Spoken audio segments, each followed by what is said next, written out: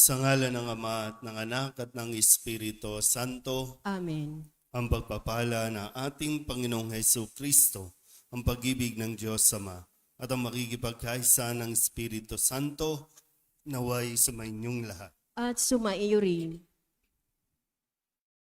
Mga kapatid, tinipon tayo bilang mga kaanib na angkan ng Diyos.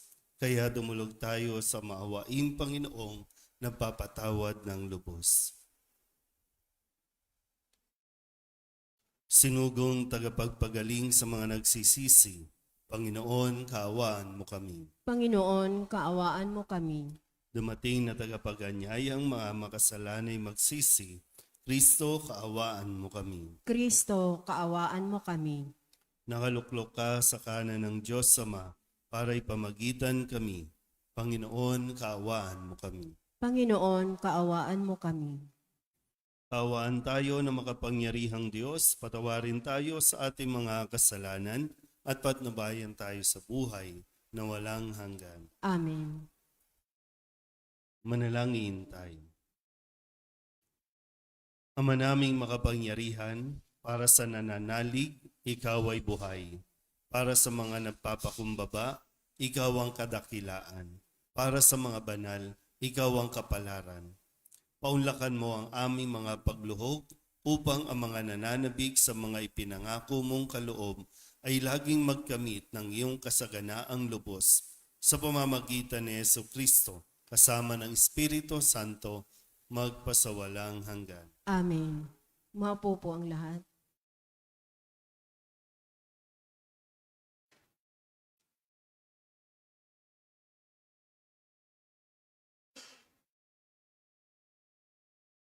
Pagbasa mula sa mga gawa ng mga apostol.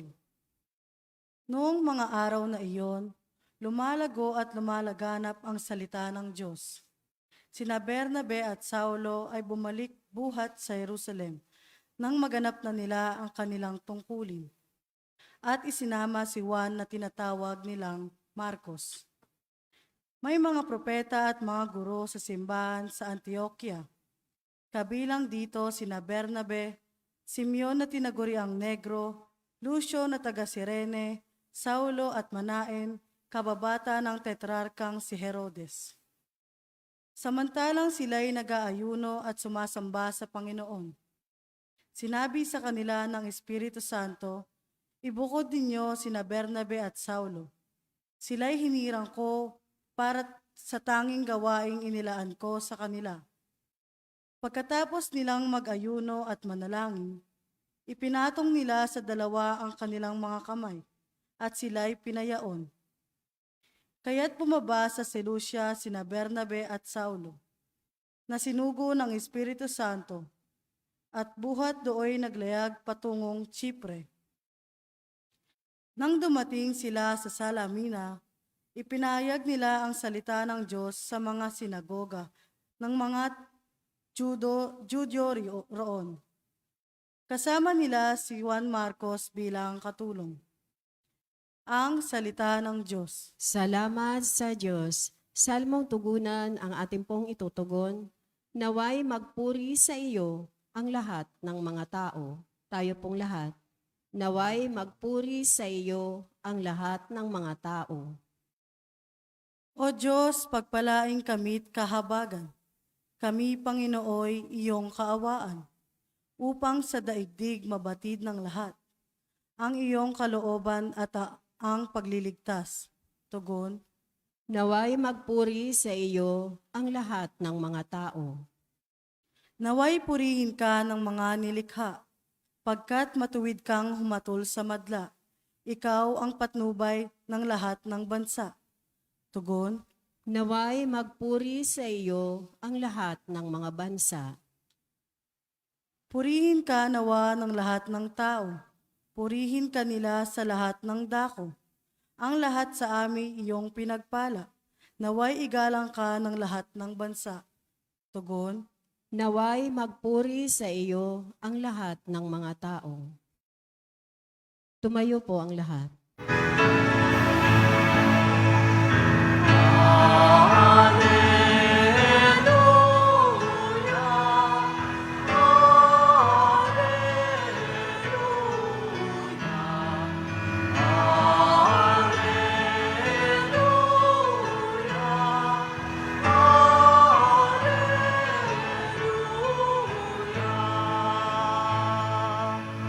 Sumainyo ang Panginoon. At sumaiyo rin. Ang mabuting balita ng Panginoon ayon kay San Juan. Papuri sa iyo, Panginoon.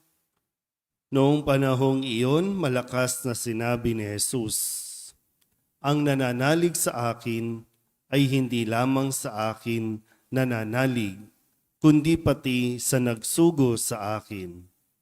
At ang nakakita sa akin ay nakakita sa Kanya. Ako'y naparito bilang ilaw ng sanlibutan upang hindi manatili sa kadiliman ang nananalig sa akin. Kung mapakinggan nino man ang aking mga salita, ngunit hindi niya tuparin ito, hindi ko siya hatulan, sapagkat naparito ako, hindi upang hatulan ang sanlibutan, kundi upang iligtas ito. May hahatol sa sinumang magtakwil sa akin at hindi tumanggap sa aking mga salita. Ang salitang ipinahayag ko, ang hahatol sa kanya sa huling araw. Sapagkat hindi ako nagsalita sa ganang sarili ko lamang, kundi ang amang nagsugo sa akin, ang siyang nag-utos kung ano ang aking sasabihin at ipahahayag. At alam kong ang kanyang utos ay nagbibigay ng buhay na walang hanggan. Kaya't ang ipinasasabi ng Ama ang siya kong sinasabi."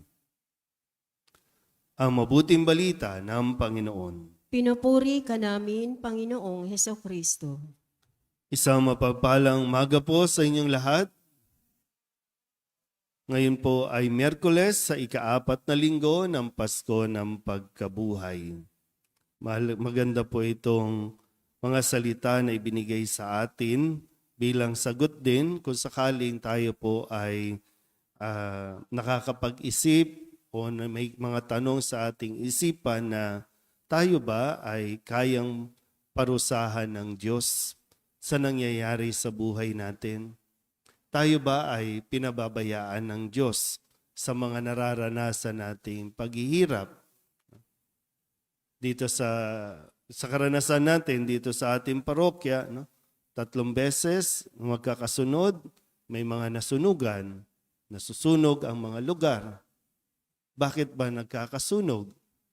Ito ba ay parusa ng Diyos? Ito ba ay nagiging pabayaba ang Diyos dahil sa ating mga ginagawa? Malinaw po dito na si Jesus, ang ilaw ng sanlibutan, si Jesus ay naparito hindi para tayo husgahan o hatulan agad-agad sa ating sa ating ginagawang pamumuhay habang tayo ay nasa mundong ito. Bakit tayo nagkasakit? Ito ba ay parusa pa rin ng Diyos? Sana po maging malinaw sa ating napakinggan na mabuting balita na hindi tayo hahatulan ng Diyos. Ang mga nangyayari sa buhay natin ay kadalasan, yan ay bunga ng katigasan ng mga puso natin. Kasi narinig na natin, sabi nga dito, narinig na ninyo ang salita pero ayaw ninyong pakinggan. Narinig na ninyo ang salita pero ayaw ninyong tanggapin. So, kapag ganito, tayo mismo, tayo na nagdidesisyon sa kung ano ang buhay na gusto natin. Ito, yung mga nangyayari ngayon, marahil ay mga resulta lamang ng ating mga kapabayaan. Resulta ng ating katigasan ng puso.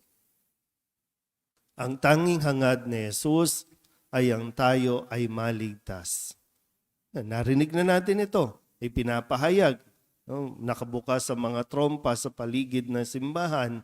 Narinig na ng mga tao ito. Pag napapadaan dyan sa harapan ng simbahan, pag tayo nagmimisa, naririnig ng mga nakapark, naririnig ng lahat ng naglalakad.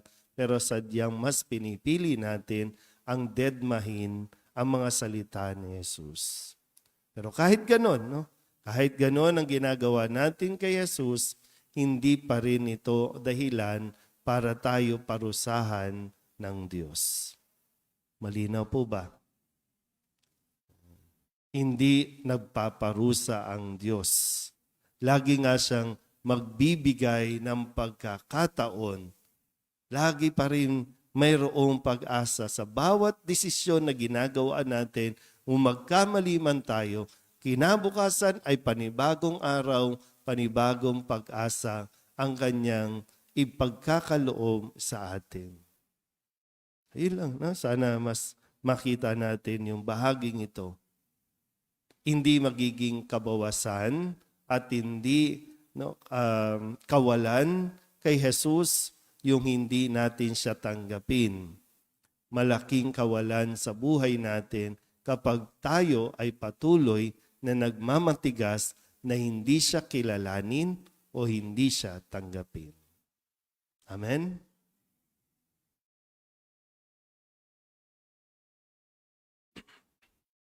Tumayo po ang lahat. Hindi kailanman niloob ng Diyos na tayo ay mamatay. Nilalang niya tayo upang mabuhay. Subalit pinili natin ang kamatayan. Muli tayong pinagkakalooban ng buhay ni Kristong ating manunubos. Kaya lumapit tayo sa ating Ama sa pamamagitan niya. Ang ating itutugon, Ama, lumakad nawa kami sa iyong liwanag. Ama, lumakad nawa kami sa iyong liwanag. Ang Santo Papa at mga obispo naway patuloy na magpahayag ng mabuting balita ng muling pagkabuhay ni Kristo. Manalangin tayo sa Panginoon. Ama, lumakad nawa kami sa iyong liwanag. Ang mga pinuno ng pamahalaan naway tularan ang habag at kabutihan ni Jesus sa pangangalaga sa kanyang pinakaabang kapatid. Manalangin tayo sa Panginoon. Ama, lumakad nawa kami sa iyong liwanag. Ang mga mamamayan na may hirap na bansa naway maakit na lumapit kay Jesus na naging isang dukha para sa ating kapakanan. Manalangin tayo sa Panginoon. Ama, lumakad nawa kami sa iyong liwanag. Ang mga may sakit at mga may mabibigat na pasanin sa buhay, naway makadama ng katangi-tanging pag-ibig at pangangalaga ng Diyos sa kanila sa pamamagitan ng pagmamalasakit na nagmumula sa kanilang mga pamilya. Manalangin tayo sa Panginoon. Ama, lumakad nawa kami sa iyong liwanag. Ang mga namayapang tapat sa Panginoon naway itaas sa walang hanggang kaligayahan sa langit. Manalangin tayo sa Panginoon. Ama, lumakad nawa kami sa iyong liwanag.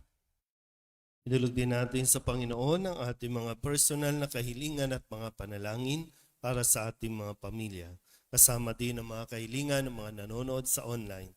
Lahat ng mga misang pasasalamat, espesyal na intensyon, agarang paggaling ng mga may sakit at ang lahat ng mga kaluluwa na inihiling na ipagdasal sa misang ito.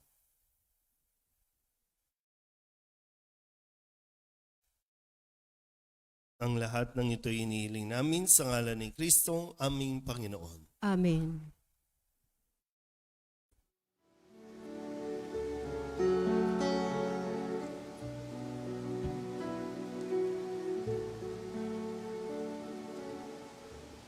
Alay namin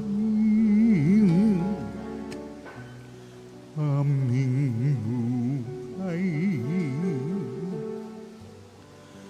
bawat galak at lumbay, bawat pangarap naming taglay sa palad mo ilalagay.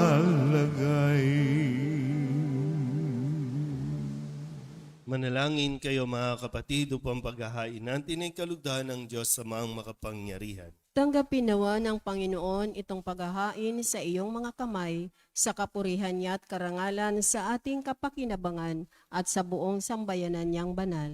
Ama naming lumikha, sa paghahain ng banal na pagpapalitan ng iyong mga kaloob at ng aming alay, Kami pinapagsasalo mo sa iyong buhay na namumukod tangi at walang kapantay.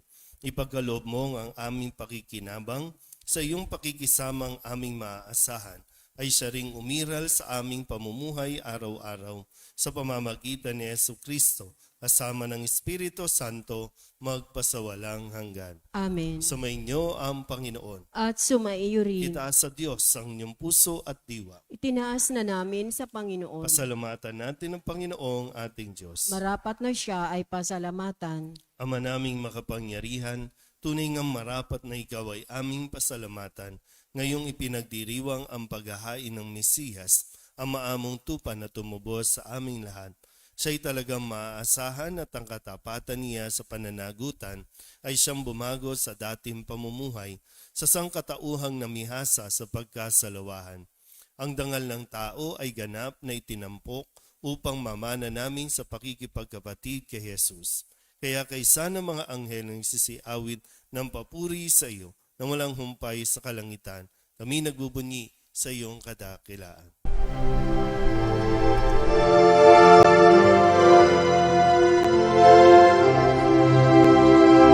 Santo, Santo, Santo, Panginoong Diyos makapangyarihan, napupuno ang langit at lupa ng kalwalhatian mo. Hosana sa kaitaasan, pinagpalang na paririto sa ngalan ng Panginoon. Hosana sa kaitaasan.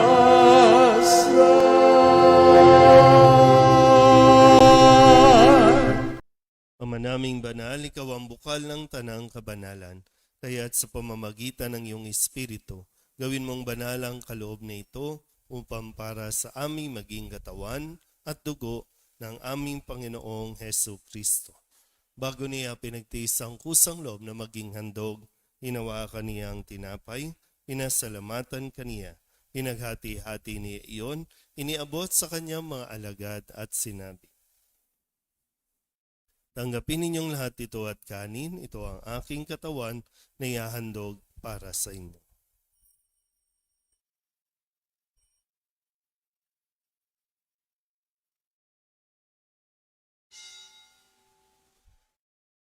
Gayun din naman nang matapos ang hapunan, hinawakan niya ang kalis, muli kaniyang pinasalamatan.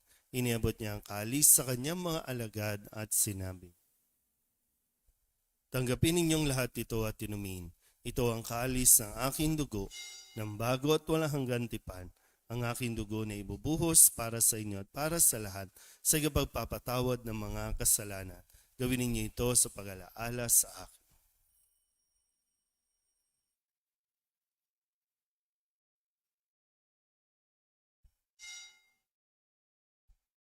Ipagbunyi natin ang misteryo ng pananampalataya. Si Kristo'y namatay, si Kristo'y nabuhay, si Kristo'y babalik sa wakas ng panahon. Ama, ginagawa namin ngayon ang pag-alaala sa pagkamatay at muling pagkabuhay ng iyong anak. Kaya tiniaalay namin sa iyo ang tinapay na nagbibigay buhay at ang kalis na nagkakaloob ng kaligtasan. Kami nagpapasalamat dahil kami iyong minarapat na tumayo sa harap mo para maglingkod sa iyo. Isinasamo namin kami magsasalo-salo sa katawan at dugo ni Kristo ay mabuklod sa pagkakaisa sa pamamagitan ng Espiritu Santo. Ama, lingapin mo ang iyong simbahang laganap sa buong daigdig. Puspusin mo kami sa pag-ibig kaysa ni Leon na aming Papa at ni Jose na aming Obispo at ng Tanang Kaparian. Alalahanin mo rin ang mga kapatid namin nahimlay na may pag-asang sila'y muling mabubuhay, gayon din ang lahat ng mga pumanaw. Kawaan mo sila at patuloyin sa iyong kaliwanagan. Kawaan mo at pagindapating kaming lahat na makasalo sa iyong buhay na walang wakas. Kaysa ng mahal na Birhen Maria na ina ng Diyos, ng kabiyak ng puso niyang sa San Jose, kaysa ng mga apostol at ng lahat ng mga banal na namuhay dito sa daigdig ng kalugod-lugod sa iyo, may pagdiwang nawa namin ang papupuri sa ikararangal mo sa pamamagitan ng iyong anak, na aming Panginoong Hesu Kristo. Sa pamamagitan ni Kristo, kasama niya at sa Kanya, ang lahat ng parangal at papuri ay sa iyo, Diyos Amang makapangyarihan, kasama ng Espiritu Santo, magpasawalang hanggan. Amen.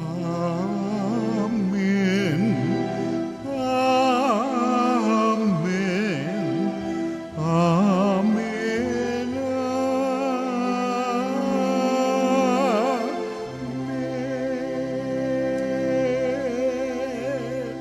Sa tagubilin ng mga nakagagaling na utos at turo ni Jesus sa Panginoon natin at Diyos, ipahayag natin ang lakas loob.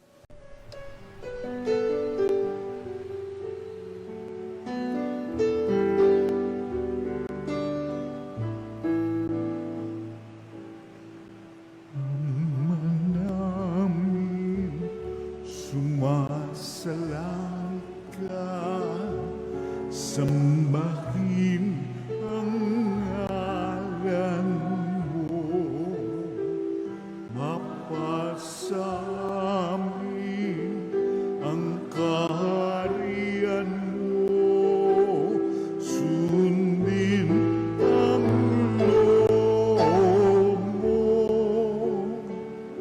Dito sa lupa para ng sa langit, bigyan mo po kami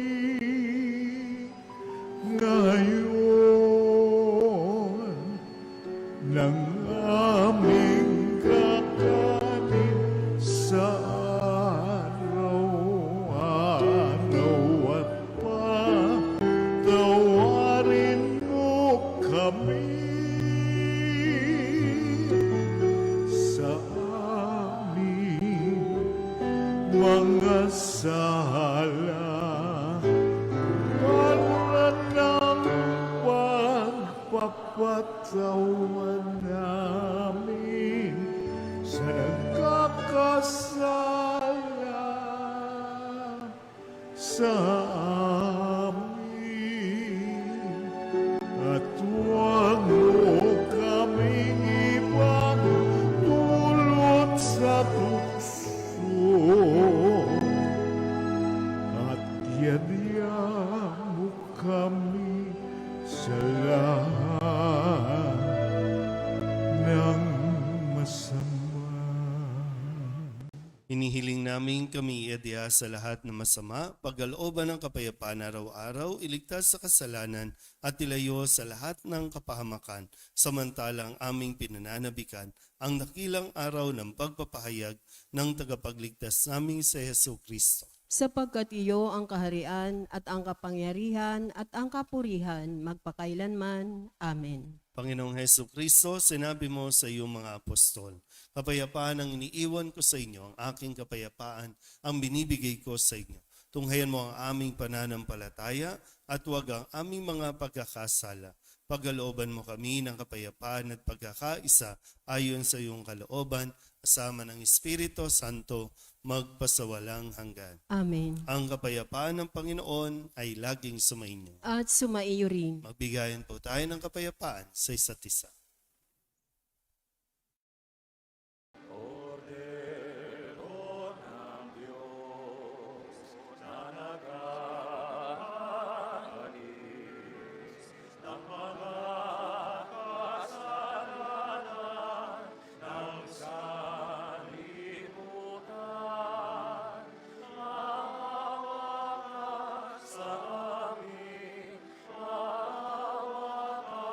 Sa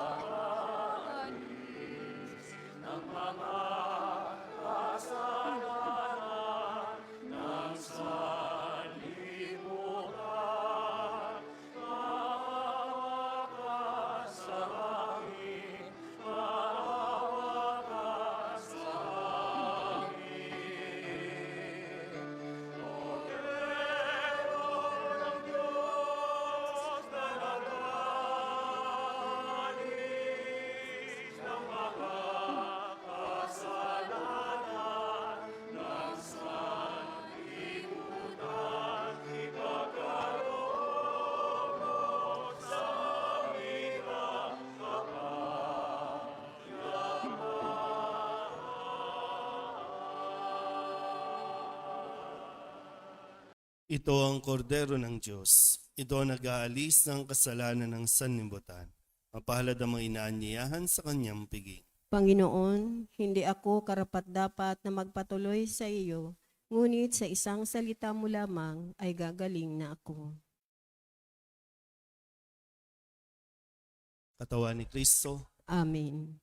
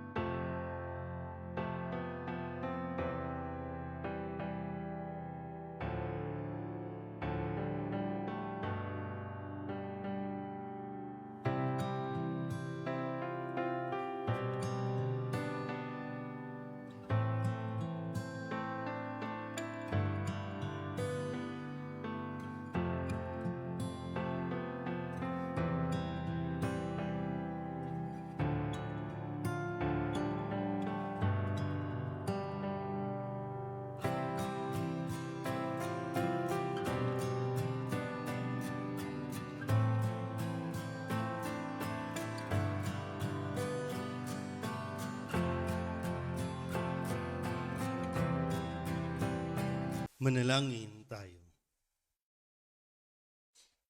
Ama naming mapagmahal, manatili kang kapiling ng iyong sambayanan na ngayon pinapakinabang mo sa iyong sariling buhay at gawin mong kami pasulong na makahakbang mula sa dati naming pagkamakasalanan patungo sa pagbabagong nagdudulot ng iyong kabutihan sa pamamagitan ni Jesucristo kasama ng Espiritu Santo magpasawalang hanggan. Amen. Sumainyo ang Panginoon At sumaiyo rin. at pagpalain kayo ng makapangyarihang Diyos, Ama at Anak at Espiritu Santo. Amen. Tapos na ang banal na misa, humayo tayo sa kapayapaan ni Kristo. Salamat sa Diyos. Magandang umaga po. Nuestro Padre Jesus Nazareno, sinasamba ka namin, pinipintungo ka namin, aral mo ang aming buhay at kaligtasan. Nuestro Padre Jesus Nazareno, iligtas mo kami sa kasalanan. Ang krus mong kinamatayan ay sagisag ng aming kaligtasan. Nuestro Padre Jesus Nazareno, dinarangal ka na amin. Nuestro Padre Jesus Nazareno, nilulwalhati ka namin. Nuestro Padre Jesus Nazareno, dinarangal ka na amin. Nuestro Padre Jesus Nazareno, nilulwalhati ka namin.